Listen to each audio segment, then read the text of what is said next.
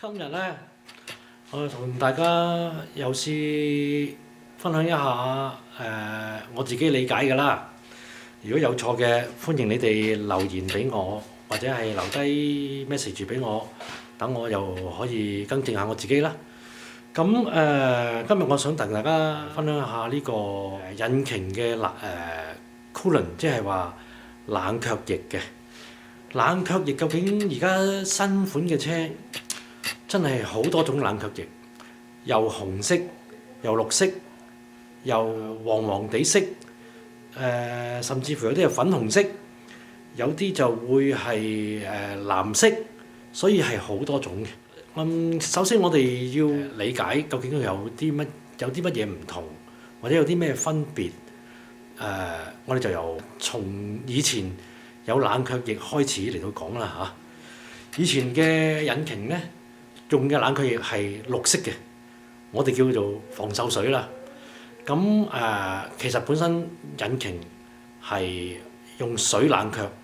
好耐以前係用水冷卻嘅。但係由於水會令個引擎個缸體啦，即係 engine block 啦，同埋以前嘅舊款嘅 engine head 啦，即係氣缸頂啦，或者係令到嗰啲引擎嘅內部咧會生鏽。如果淨係單純用水嘅話，咁於是就亦都造成好多水路塞嘅問題啦。於是就有冷卻液嘅出現啦。以前好早期嘅，即係30年前到嘅冷卻液咧係綠色嘅，綠色嘅咧都係要溝水嘅。咁嗰陣時我哋叫做防鏽水。咁其實佢嘅功能除咗防止腐蝕之外咧，即係保護個缸體即係 engine block 啦，令佢唔好咁容易內部生鏽啦。咁亦都佢有另一個功用咧，就係有一啲譬如話一啲天氣係去到冬天去到0度以下嘅地方咧，如果你用水嘅時候，佢就會結冰啦。結咗冰，當喺水大家都知道喺4度嘅時候結冰之前係會膨脹嘅。大家都知道擺罐可樂喺個冰箱裏邊結冰之前就會爆咗㗎啦。咁同樣我哋會想像得到，如果我哋倒水入個引擎度，當天氣去到0度之前開始結冰，佢就會膨脹，逼爆咗我哋 engine 嘅內部或者係其他嘅元件，咁然之後再結冰，咁會造成我哋好大嘅維修費，甚至乎可能維修唔到添。咁於是除咗呢個冷卻液可以防鏽，仲有防結冰添啦。咁後期就除咗防鏽之外，咁我哋就再講究少少啦。早期嘅冷卻液係綠色，後來再轉為再新啲嘅時候就再轉紅色。紅色嘅我哋嗰個除咗防鏽之外咧，其實後來因為呢個綠色嘅防鏽水即係冷卻液咧，符合唔到我哋新啲嘅車開始用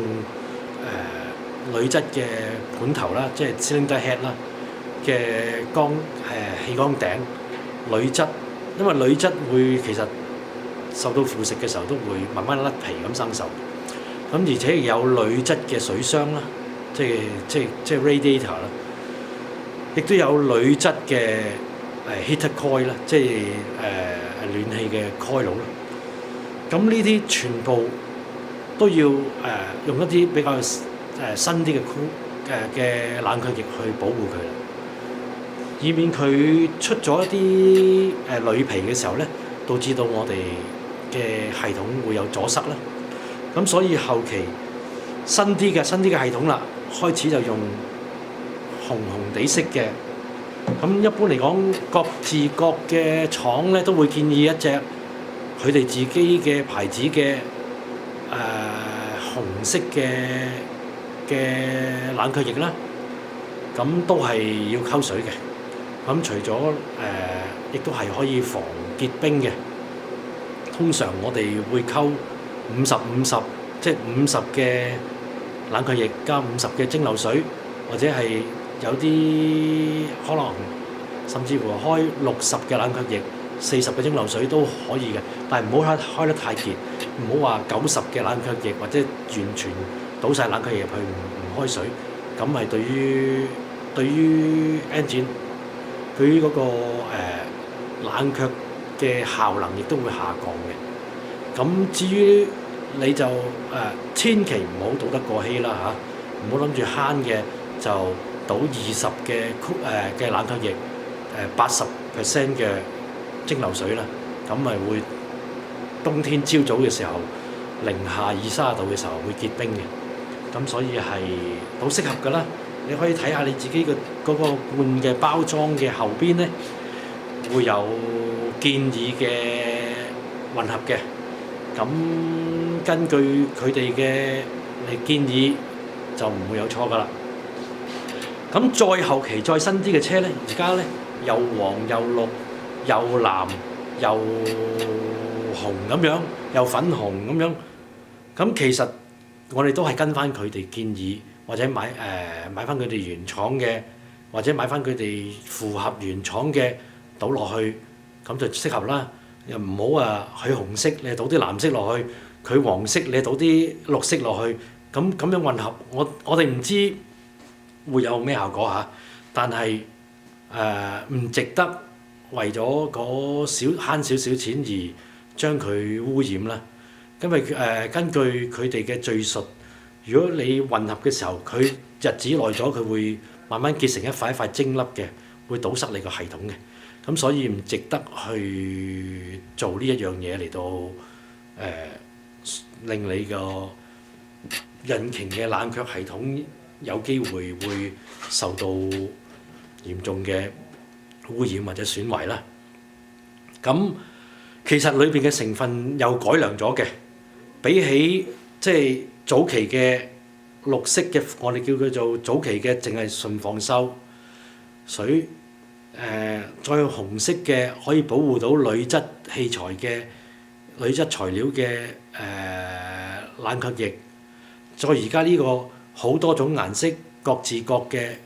冷卻液咧，佢除咗可以防鏽，除咗可以保護鋁質器材之外，亦都可以潤滑水泵。所以我哋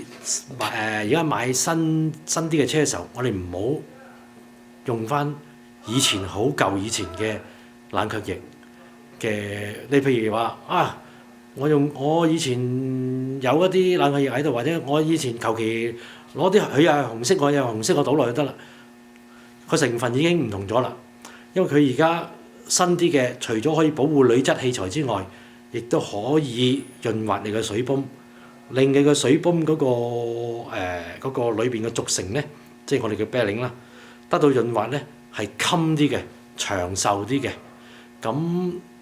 長壽啲嘅，咁你個水泵行耐啲先換嘅。譬如以前可以行12萬先換一次水泵，而家你可能行到18萬、19萬、20萬先換一次水泵，咁你咪慳咗人工咯。咁其實都係慳錢，同埋值得為呢咁少嘅冷卻液嘅慳呢啲錢嚟到冒呢個險啦。咁所以我就會建議大家跟翻你哋好似有呢種綠色啦、藍色啦、粉紅色啦，歐洲車嘅粉紅色啦